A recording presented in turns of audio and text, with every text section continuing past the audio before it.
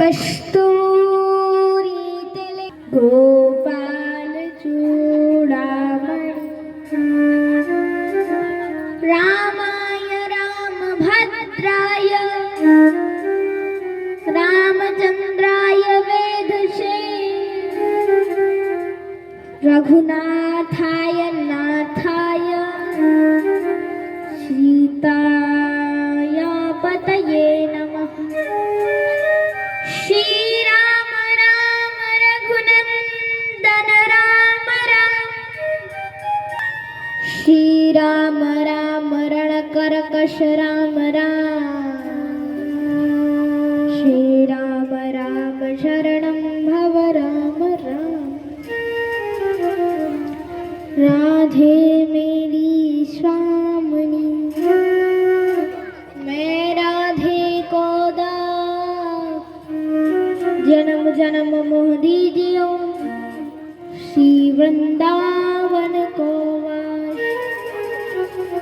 शब्द वारन को छोड़कर मैं आयो तेरे द्वार श्री वृषभान की लाडली जरा मेरी ओर निहार।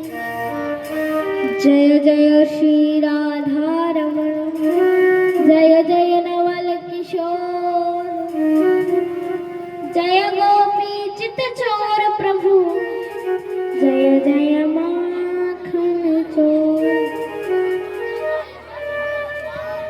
भक्ति नाशहि विघ्नानि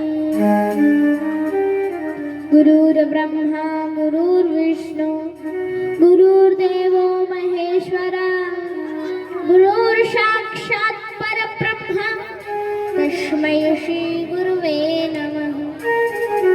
तस्मै श्री गुरुवे नमः। तस्मै श्री गुरुवे नमः।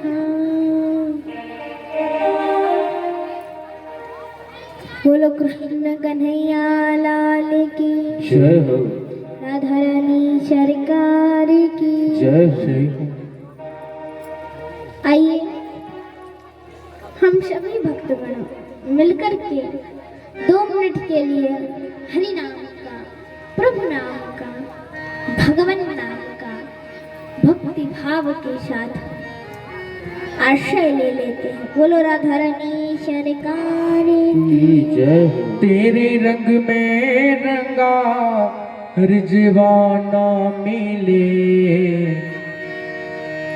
तेरे रंग में रंगा हर जवाना मिले मैं जहाँ भी जय हो मैं जहाँ भी जय हो मैं जहाँ भी रहूं बरसाना मिले जहाँ भी रहूं बरसाना मिले मैं जहाँ भी रहूं बरसाना मिले मैं जहाँ भी रहूं बरसाना मिले तेरे रंग में रंगा हर जवाना मिले तेरे रंग में रंगा हर जवाना मिले तेरे रंग में रंगा हर जवाना मिले तेरे रंग में रंगा हर जवाना मिले मैं जहाँ भी मैं जहाँ भी रहूं बरसाना मिले मैं जहाँ भी रहूं बरसाना मिले।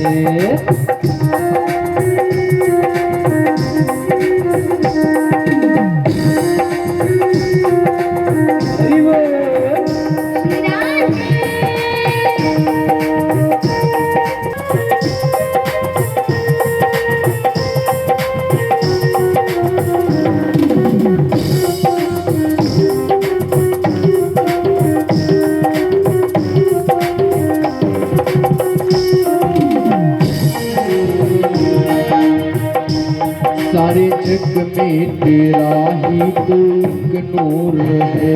सारे जग में तेरा ही तो एक नूर है।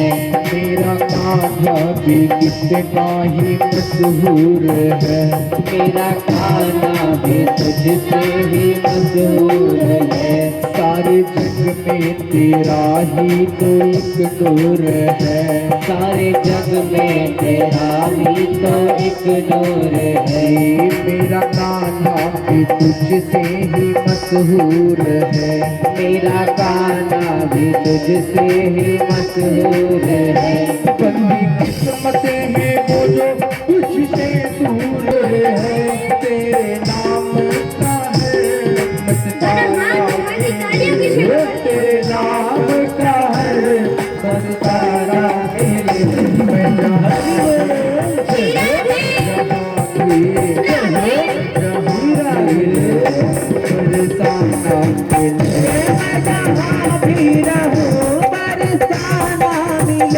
मैं जहाँ भी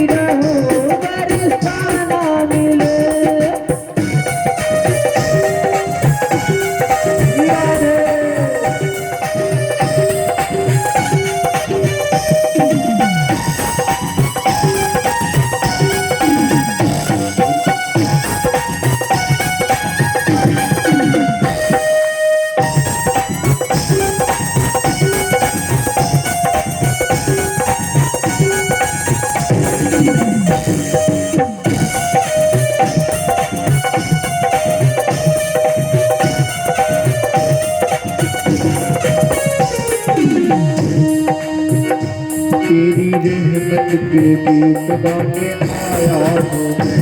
तेरी रहमत के गीत गाने आया हूँ मैं। तेरी रहमत के गीत गाने आया हूँ मैं। तेरी रहमत के गीत गाने आया हूँ मैं। कई गुनाहों का सौगात लाया हूँ मैं। कई गुनाहों का सौगात लाया हूँ मैं। करते करुणा जगत का सताया हूँ मैं। करते करुणा जगत का सताया हूँ मैं। आया हूँ मैं। सताया हूँ मैं। करते करुणा जगत का सताया हूँ मैं। करते करुणा जगत का सताया हूँ मैं। तेरे नाम का है इशारा मिले। तेरे नाम का इशारा मिले। मैं जहाँ भी मैं जहाँ भी रहूँ बरसाना मैं जहाँ भी रहूँ बरसाना मिले। मैं जहाँ भी रहूँ बरसाना मिले।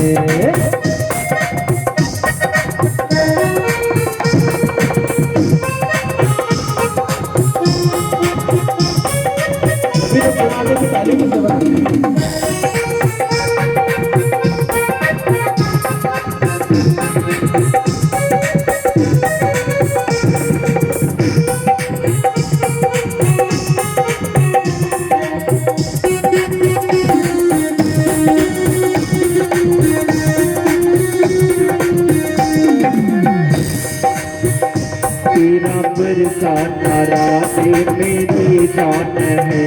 तेरा बरसाना राधे मेरी जान है। तेरा बरसाना राधे मेरी जान है। जान है। मेरे अरमानों की आन है शान है। मेरे अरमान की आन है शान है। मेरे अरमानों की आन है शान है। मेरे अरमान की आन है शान है। तेरी गलियों में जाकर ये कुर्बान है। तेरी गलियों में जाकर ये कुर्बान है। कुर्बान है। हाँ हाँ हाँ कुर्बान है। कुर्बान है। हाँ हाँ हाँ कुर्बान है। तेरी गलियों में जाकर ये कुर्बान है। तेरी गलियों में जाकर ये कुर्बान है। गाँव जब भी तेरा अफसाना मिले। गाँव जब भी तेरा अफसाना मिले। जहाँ भी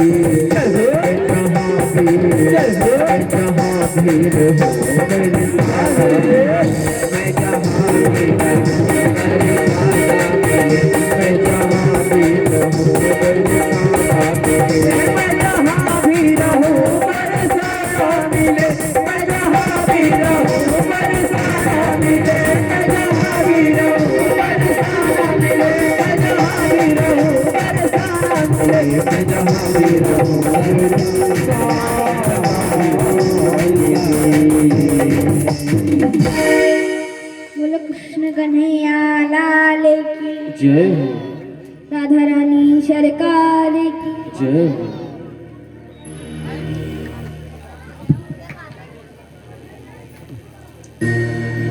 बोलो कंड सरकार की जय हो, अरे जरा जोर का जयकारा लगाओ।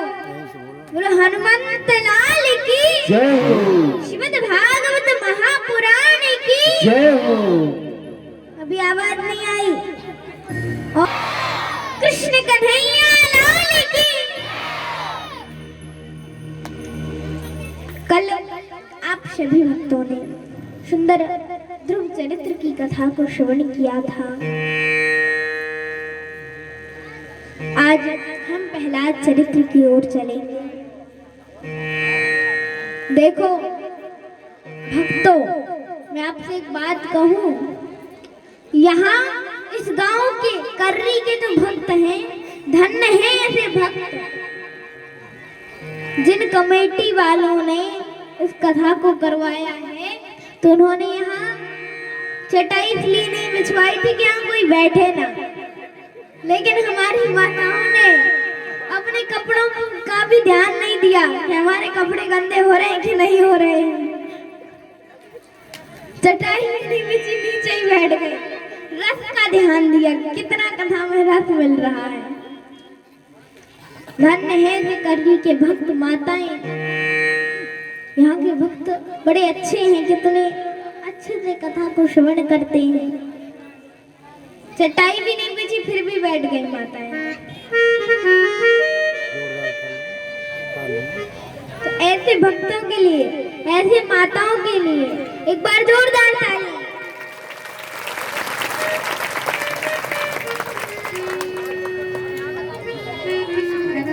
देखो यहाँ जब प्रहलाद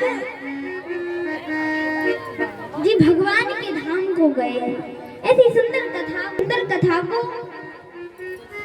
सुखदेव जी ने सुंदर कथा सुनाई। और उसके बाद कथा सुनाने के बाद परीक्षित जी बोले, महाराज एक बात बताओ, आपने राजा उत्तानपाद की कथा को तो सुना दिया, अब राजा प्रियव्रत की कथा को और सुना दो। ये राजा प्रियव्रत कौन थे? कहा राजा प्रियव्रत जी पुत्र नाभि के पुत्र ऋषभदेव जी महाराज हुए। और ऋषभदेव जी महाराज के 100 पुत्र थे। कितने पुत्र थे? 100 पुत्र थे। अब एक बार ऋषभदेव जी महाराज बैठे बैठे मन में सोचने लगे कि माता शत्रु पिता वैरी एन बालेन पाठिता। जो माता पिता अपने बच्चों को अच्छी शिक्षा नहीं देते, अच्छा ज्ञान नहीं देते, वह माता पिता उस बच्चे के शत्रु हुआ करते हैं। मुझे अपने सभी बच्चों को अच्छी शिक्षा देनी चाहिए।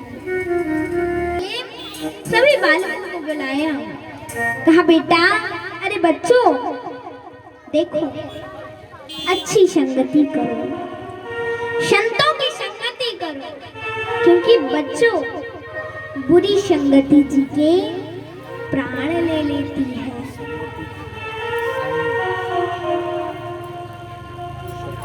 बच्चों अच्छा संग करो, अच्छी संगति करो, इसी में ही भलाई है बेटा, इसी में ही भलाई है। अच्छा संग करो, संतों की संगति करो, संतों के साथ रहो, सत्संग करो।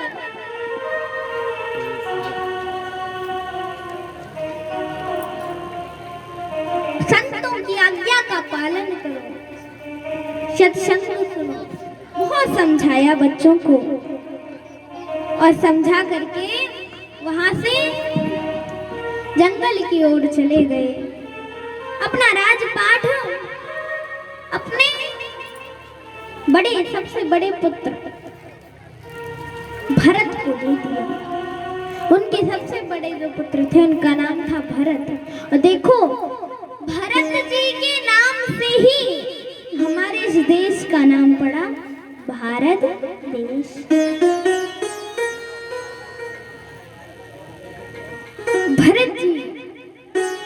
भरत जी को वो राजपाट दे दिया और राजपाट भरत जी को सौंप करके जंगल की ओर, वन की ओर चल दिए। जैसे ही जंगल में ऋषभदेव जी महाराज पहुंचे, भजन कर रहे थे, उसी समय एक व्यक्ति ने, जो गाय भैंस चराता है ना, चरवाहा, उसने देख लिया, उन संत देवता को देख लिया और वो दौड़ा दौड़ा अपने गांव गया। बोला, अरे हमारे जो वो पास में जंगल है ना, उसमें एक जोत सी संत पधारे हुए हैं, हम अपना अपना भाग्य पूछेंगे, चलो चलो वहां चल के हम सभी अपना अपना भाग्य पूछेंगे। तो वहां दूसरे दिन से लाइन लगने लगी, भीड़ लगने लगी, लोग आने लगे।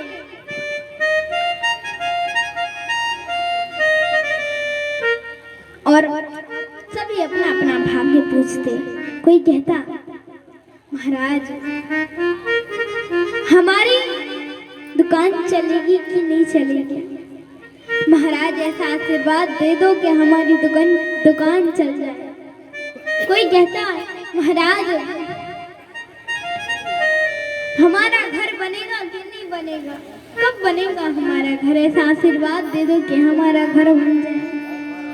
कोई कुछ कहता, कोई कहता कि हमारे यहाँ गाड़ी आ जाए, हमारे यहाँ ये हो जाए, हमारे यहाँ वो हो जाए।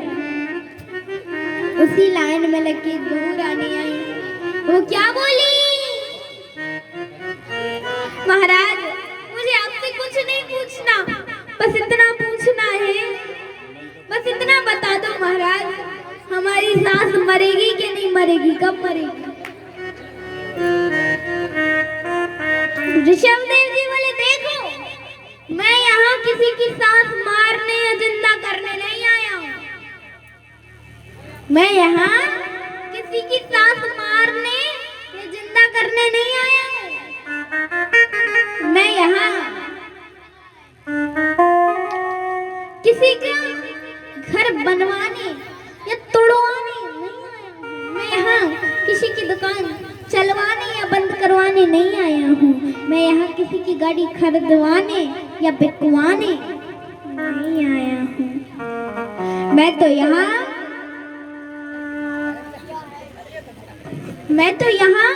भजन करने आया हूँ, मुझे भजन करने दीजिए ना।